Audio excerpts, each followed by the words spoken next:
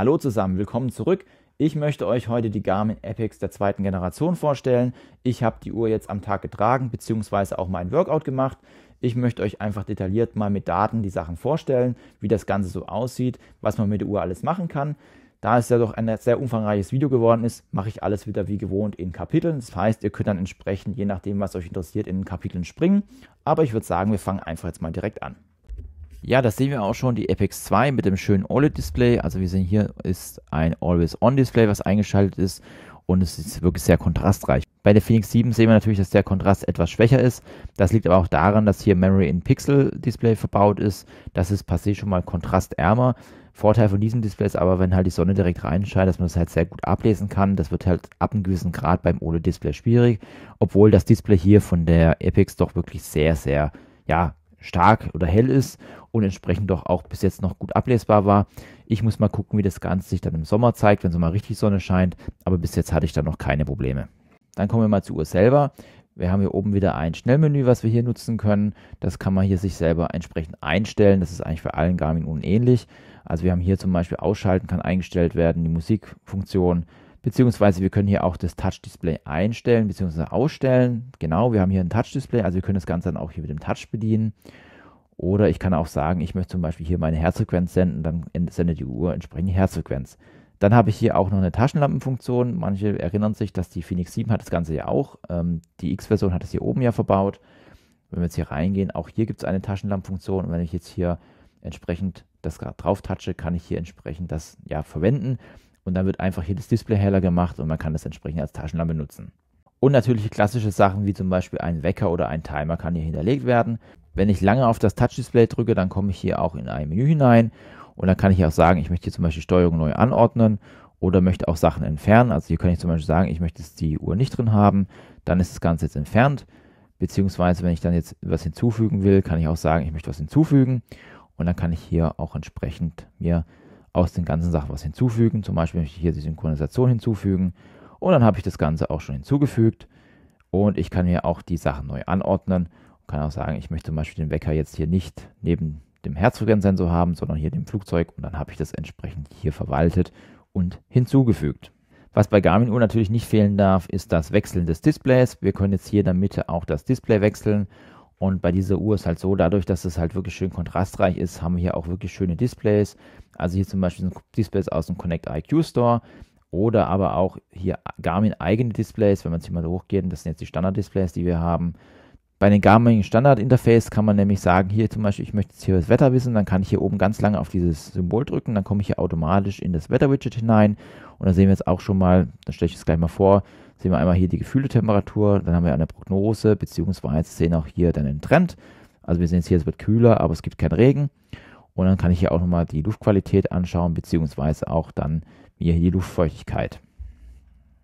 Das Ganze geht natürlich auch jetzt zum Beispiel hier mit den Höhen, da kann ich auch reingehen und dann komme ich hier automatisch in das Höhenwidget hinein. Aber es gibt, wie gesagt, eine Vielzahl von Displays im Connect IQ Store. Es ist ein bisschen weniger als jetzt bei der Fenix 7 oder bei der Fenix 6. Aber ich denke, da wird mit der Zeit auch mehr an Angebot kommen, so länger die Uhr auf dem Markt ist. Sie ist ja doch recht beliebt und von daher gehe ich davon aus, dass auch hier, was die kostenlosen Displays angeht, hier auf jeden Fall das Angebot noch wachsen wird. Was bei Garmin natürlich nicht fehlen darf, sind die Widgets. Da gehen wir jetzt einfach mal rein, da drücken wir hier unten die linke Taste. Da haben wir zum Beispiel das Wetter-Widget, das haben wir uns gerade eben schon angeschaut. Es gibt dann aber auch die Möglichkeit, hier den Sonnenaufgang, Sonnenuntergang anzeigen zu lassen. Und hier bekomme ich eine schöne Grafik angezeigt, wie dann der Verlauf der Sonne ist. Wir haben hier oben einmal den gelben Bereich, das ist die Sonne. Dann sehen wir jetzt einen ganz kleinen orangenen Bereich, das ist so die Dämmerung, das ist sehr klein. Und wir sehen hier unten das Blaue, das ist entsprechend dann die Nachtzeit. Und unten haben wir doch die Dämmerungszeit angezeigt. Dann haben wir natürlich ein Schlaftracking dabei. Hier bekomme ich dann ein paar Details über meinen Schlaf angezeigt, also einmal ein Score, wie gut der Schlaf war, dann die Qualität wird angezeigt, beziehungsweise ich kann auch nochmal näher ins Detail begehen, dann bekomme ich hier auch nochmal eine Anzeige zwischen REM, Wach- und Tief- und leichten Schlaf, beziehungsweise bekomme hier auch nochmal eine zeitliche Auflistung. Ich muss aber sagen, es ist zwar schon besser geworden, die Garmin-Schlafaufzeichnung ist aber noch nicht optimal, also es wird noch nicht alles erkannt. Ich habe das jetzt hier mal empirisch mit meinen Kindern getestet, unfreiwillig. Und ich kann sagen, es wurde nicht alles erfasst, aber es ist definitiv schon besser geworden, als es in der Vergangenheit war. Dann sehe ich hier noch einen kleinen Auswertung, was der Schlaf für mich gebracht hat. Was natürlich vom Schlaf abhängig ist, dann auch die Body Battery. Garmin bietet ja immer so eine Art Akku des Körpers an, sage ich mal. Und da sehen wir jetzt hier, dass ich hier einen Verlauf meiner Body Battery habe. Ich habe die Uhr jetzt heute Mittag, ja, spät morgen angezogen. Dann sehen wir hier, die Body Battery war bei 87. Ich habe jetzt 21 Punkte geladen und 36 Punkte entladen. Die Body Battery selber hängt auch ein bisschen vom Stress ab. Das bedeutet, wenn ihr viel Stress habt, also das heißt auch nicht nur sportlichen Stress, sondern auch beruflichen Stress oder auch Stress, wenn ihr krank seid. Also wenn ihr krank seid, sieht man das als auch ganz gut, dass der Körper hier arbeitet. Wie wird es erkannt? Ganz einfach durch die Herzfrequenz, die ihr habt. Dadurch wird dann ermittelt, ob ihr da jetzt entspannt seid oder nicht entspannt seid. Wir sehen jetzt hier, ich war jetzt die ganze Zeit gegen Ende entspannt und hat sich auch schon ein bisschen den Akku aufgeladen. Und wenn ihr dann schlaft, dann geht es natürlich hier deutlich besser und so habt ihr dann immer einen Überblick euren Energiehaushalt im Körper. Dann haben wir natürlich die klassischen Dinge wie einen Schrittzähler. Da könnt ihr euch dann entsprechend anschauen, wann ihr dann euer Ziel erreicht habt. Ich habe jetzt hier nur 5000 Schritte als Ziel, aber ihr bekommt dann hier so eine kleine Statistik, wann und wie ihr die Schritte gemacht habt. Dann habt ihr natürlich nochmal die Etagen, die werden angezeigt. Dann gibt es hier eine 24/7 Herzfrequenzmessung. Da sehen wir jetzt hier den Verlauf und dann können wir hier auch entsprechend im Touchscreen hier durchscrollen und sehen dann hier, wie unsere Herzfrequenz im Laufe des Tages war. Natürlich ist hier auch ein Pulsoximeter verbaut, der misst dann entsprechend euren Blutsauerstoffgehalt. Da könnt ihr auch einstellen, ob das Ganze dann tagsüber oder ganzen Tag laufen soll oder gar nicht. Dann habt ihr noch die Atemfrequenz, die aufgezeichnet wird. Die wird entweder beim Health Snapshot oder auch jetzt beim Schlafen aufgezeichnet. Da bekommt ihr hier so eine kleine Übersicht. Dann habt ihr noch eine Übersicht, was den Kalorienverbrauch angeht. Und da hat sich auch ein bisschen was geändert gegenüber von den vorigen Uhren. Wir sehen zwar jetzt hier immer noch Aktiv- und Ruheenergie, aber es ist jetzt leider ein bisschen schlecht zu erkennen, weil ich nicht so viel Sport gemacht habe. Wir sehen hier so ganz, ganz kleine rote Punkte oder Striche. Das waren die Striche, wo ich dann mich aktiv bewegt habe, also irgendwie im Haus bewegt habe. Wenn ihr jetzt Sport macht und hier einen längeren Zeitraum habt, habt ihr einen längeren roten Balken und so könnt ihr dann über den Tag sehen, wann und wie ihr eure Aktivkalorien gesammelt habt. Und natürlich habt ihr dann auch noch die Ruheenergie bzw. Ruhekalorienverbrauch. Hier ist es aber natürlich wichtig, dann entsprechend eure Werte dann wie Gewicht und Größe und Alter etc. dann auch hier bei Garmin Connect hinterlegt sind, damit hier auch die Berechnung richtig erfolgen kann. Dann kommen wir auch schon zum Trainingsbereich. Einmal haben wir hier, oder lasse ich mir zumindest hier anzeigen, den wöchentlichen Trainingsleistung, die ich gemacht habe. Wenn wir reingehen, können wir uns auch mal das im Detail anschauen. Ich habe jetzt hier zum Beispiel ein Intervalltraining gemacht von 5,15 Kilometer. Da können wir nochmal in Details reingehen. Und dann könnt ihr euch das nochmal hier detailliert anschauen, wie das Ganze aussieht. Man sieht einmal hier meinen Herzfrequenzverlauf, der von der Aktivität war, beziehungsweise bekomme ja auch nochmal angezeigt, in welchen Zonen, zu welcher Zeit ich mich aufgehalten habe. Zu den Garmin-Zonen habe ich auch mal ein Video gemacht, das verlinke ich auch mal, wie das Ganze funktioniert. Dann habe ich hier nochmal einen Trainingseffekt-Aufzeigung und eine Trainingsbelastung, also auch Trainingsload wird unterstützt. Und natürlich neben dem Training gibt es dann hier auch eine Auswertung meiner VO2 Max. Wir sehen das hier, mein aktueller VO2 Max beim Laufen. Ich habe dann hier einen Laktatschwellenwert von 166 und dann, was hier noch hinzugekommen ist, dann die Laufprognose. Wir sehen jetzt hier, meine Laufprognose bei 5 Kilometern liegt momentan bei 23 Minuten 59 und wir können hier ganz gut grafisch erkennen, dass ich hier durch mein Training, was ich jetzt wieder gestartet habe, hier entsprechend meine Laufprognose verbessert habe und wir bekommen das Ganze dann nochmal für 10 Kilometer angezeigt, dann für Halbmarathon beziehungsweise dann auch für die Marathonprognose. Als nächstes hätten wir dann noch den Trainingszustand. Die Uhr bietet euch die Möglichkeit, einen Trainingszustand zu ermitteln. Und ich bin jetzt zum Beispiel hier im Formaufbau. Sehen wir jetzt hier, wenn ich da reingehe, bekomme ich das Ganze nochmal angezeigt, meinen Belastungsfokus. Und ich sehe dann hier mein VO2 Max nochmal, die Entwicklung in der Grafik. Aber auch dann hier, wie sich mein Trainingsload entwickelt. Wir sehen hier, ich habe jetzt einen Trainingsload zwischen 226 und 484, wäre optimal. Aktuell habe ich 487, das heißt, ich bewege mich tatsächlich im optimalen Bereich. Das bedeutet, ich bin jetzt hier auch im Formaufbau. Also wenn ich jetzt unter den 226 wäre, würde ich Form abbauen. Wenn ich drüber bin, baue ich auf. Aber ich muss aufpassen, dass ich nicht über die 484 massiv drüber komme. Sonst würde ich hier mein Verletzungsrisiko deutlich steigern. Als letztes bekomme ich dann noch angezeigt, in welchen Bereichen ich mich bewege. Wir haben dann hier 3 verschiedene Balken. Einmal für das intensive Training, für das mittelintensive und dann für das Basistraining. Und wir sehen jetzt hier im oberen Bereich, muss ich gerade mehr machen. Also dieser Balken, den wir hier sehen, ist der Optimalbereich und dieser Balken hier, der linke, ist den ich jetzt gerade hier habe. Und hier müsste ich dann entsprechend hier mein Training ausbauen, um hier mein Optimum zu erreichen. Dann habe ich hier noch das ABC-Widget, das ist eigentlich so ein Kombinationswidget, einmal hier aus dem Kompass. Das ist eigentlich selbst erklären, was ein Kompass ist. Dann kann ich mir die Höhen hier nochmal direkt anzeigen lassen. Und ich kann mir den Barometer anzeigen lassen für das Wetter. Beim Barometer kann ich mir dann auch entsprechend die Unwetterwarnung einschalten. Wenn ich dann länger auf die Taste drücke, komme ich hier in so ein Optionsmenü hinein.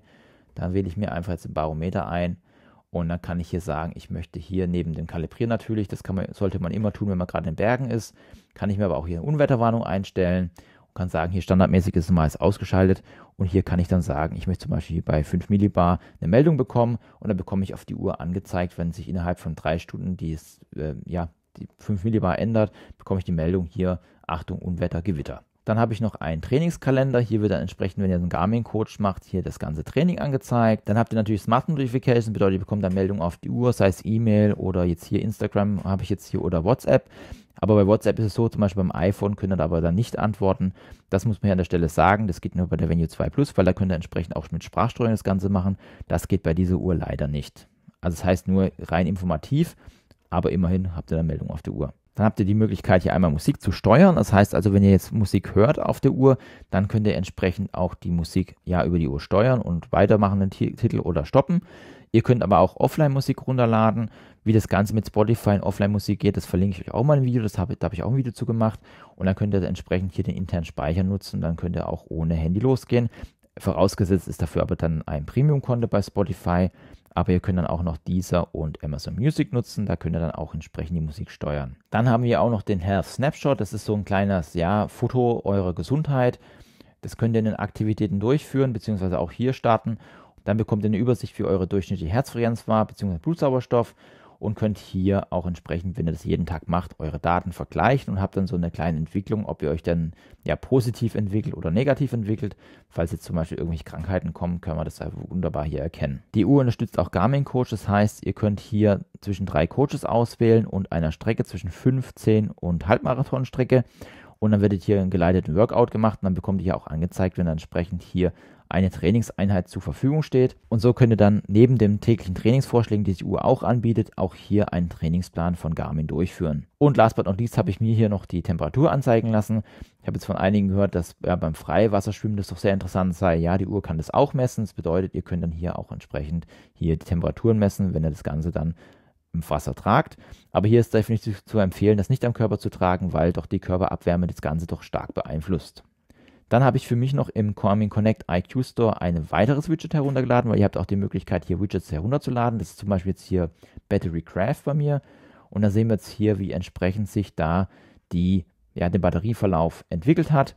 Bei mir ist es aber so, ich habe die nur erst ganz neu drauf. Das heißt, ich habe jetzt noch nicht so viele Daten. Und dann könnt ihr auch euch hier historische Daten anzeigen lassen, beziehungsweise bis wann die Uhr sich entlädt. Und dann habt ihr hier so einen kleinen Graphen, der das Ganze entsprechend anzeigt. Natürlich habt ihr auch dann die Option hier noch, die Widgets selber zu bearbeiten. Das heißt, ihr könnt die hier verschieben. Wenn ihr sagt, okay, das Wetter möchte ich jetzt nicht als erstes haben, dann könnt ihr es hier entsprechend einstellen. Oder ihr sagt, ich möchte neue Widgets hinzufügen, dann könnt ihr auch hier hochgehen. Und dann könnt ihr auch sagen, ich möchte dann welche hinzufügen. Dann habt ihr hier noch die Widgets, die ich jetzt nicht ausgesucht habe. Kann ich hier zum Beispiel die alternativen Zeitzonen mir noch hinzufügen. Oder ihr könnt einen Barometer hinzufügen. Oder wenn ihr Golf spielt, wird auch Golf unterstützt, Golfplätze. Höhenakklimatisierung, Intensitätsminuten, also ihr seht, da kann man noch einiges hinzufügen, beziehungsweise halt auch entsprechend das Ganze dann nochmal über den Garmin Connect IQ Store erweitern.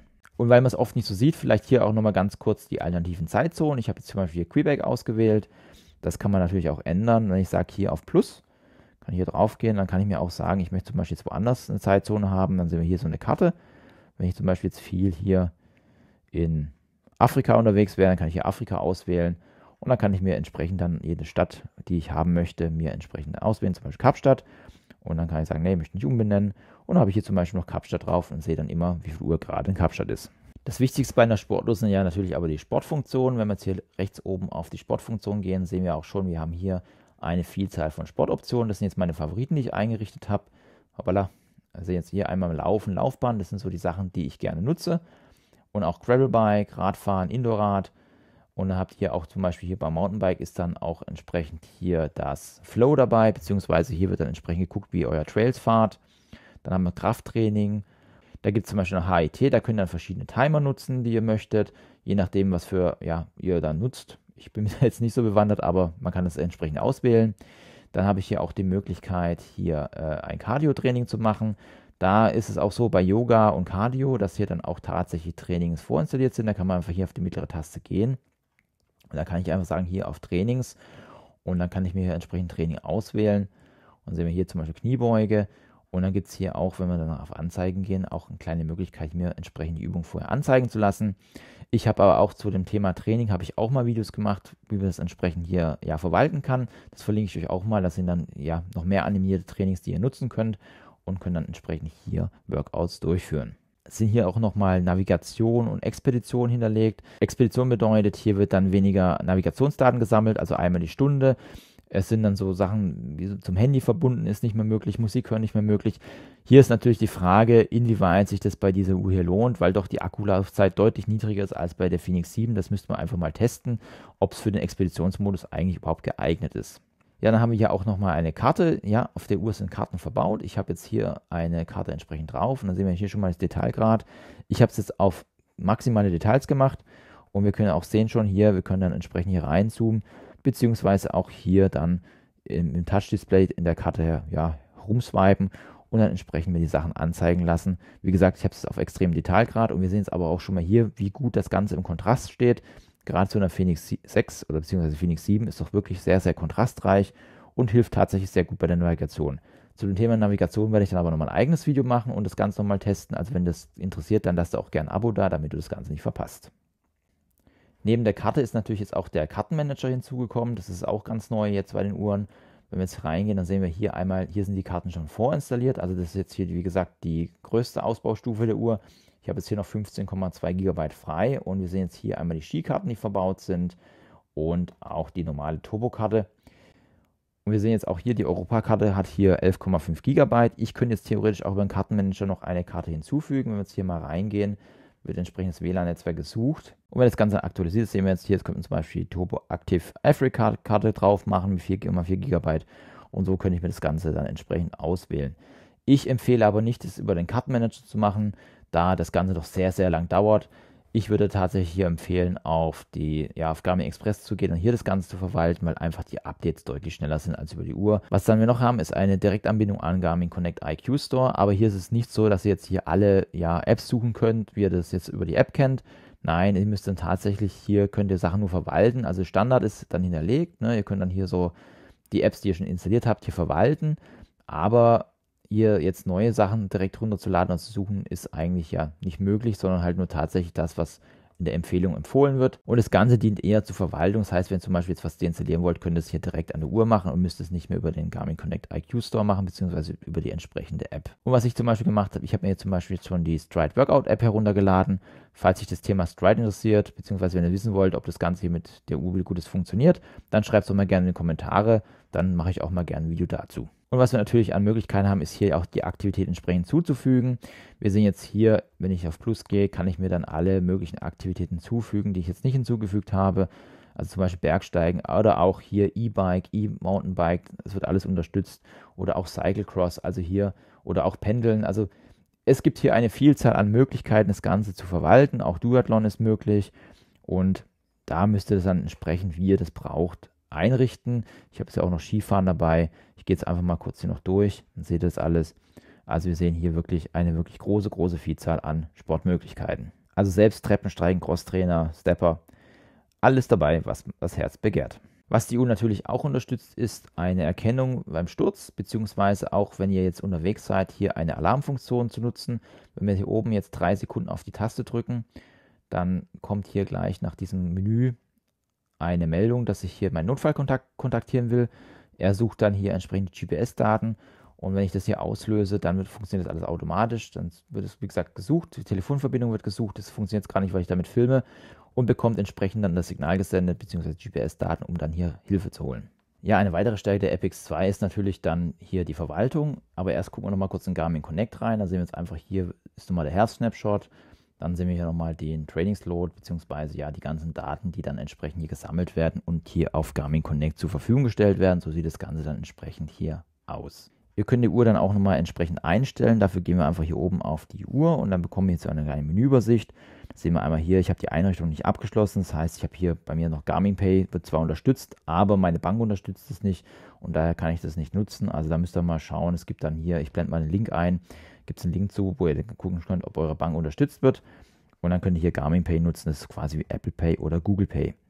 Hier könnt ihr dann auch eure Aktivitäten und Apps einstellen. Wenn wir hier mal hineingehen, können wir das Ganze hier auch verwalten.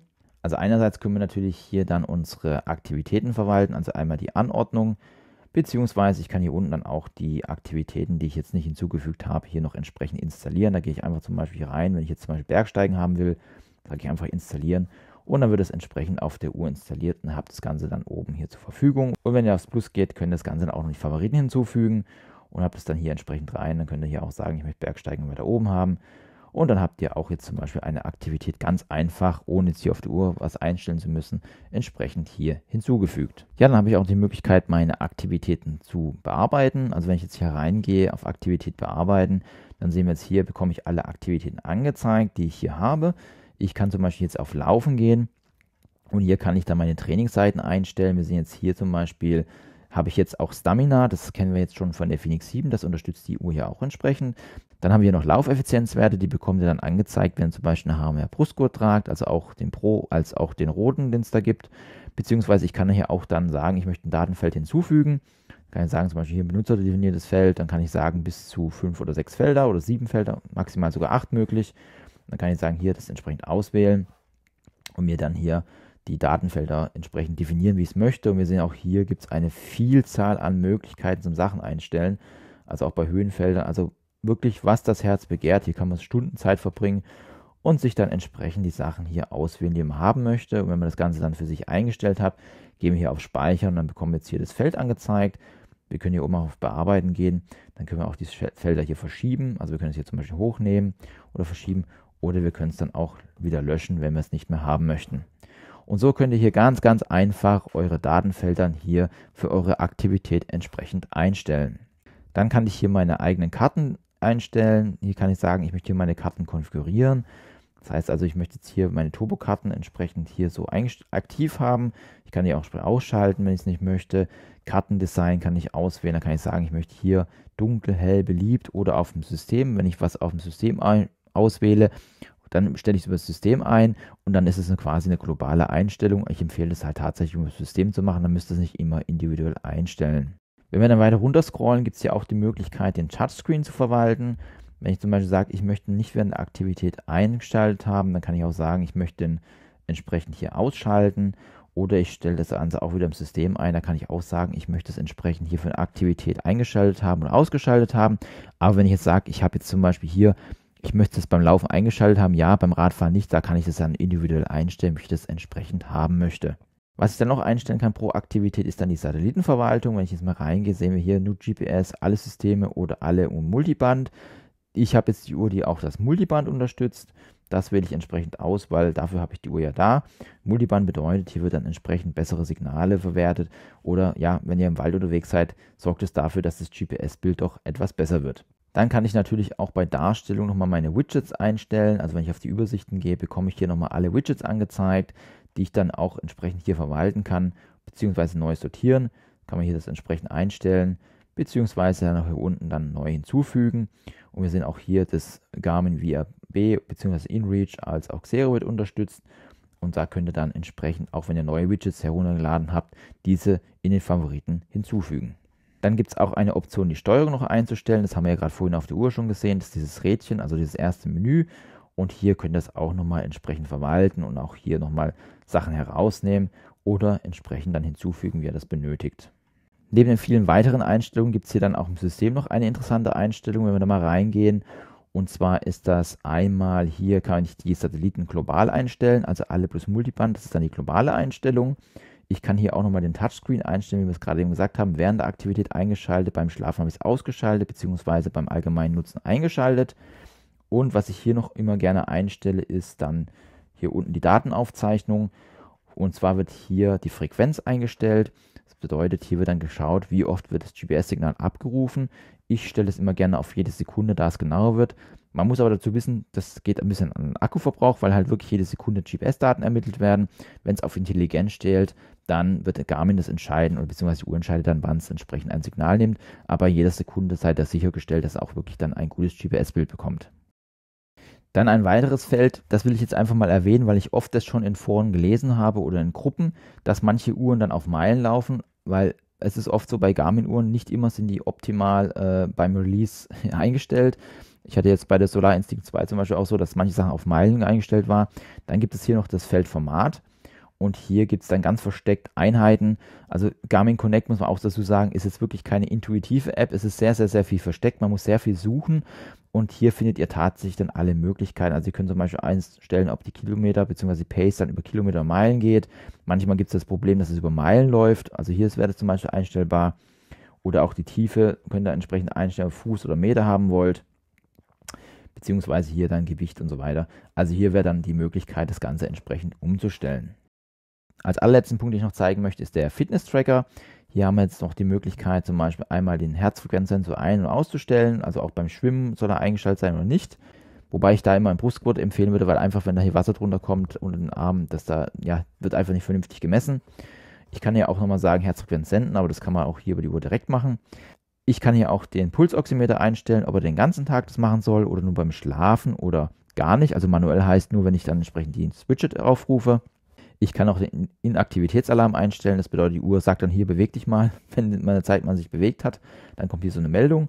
Und ich kann natürlich dann meine Ziele einstellen, beziehungsweise Move IQ. Das schalte ich aber immer aus, weil hier wird automatisch dann zwar eine Aktivität erkannt, aber mehr als so eine Einzeige in der Timeline wird hier nicht gemacht. Das bedeutet nicht, dass es jetzt wie zum Beispiel bei der Apple Watch dann auch entsprechende Aktivität gestartet wird.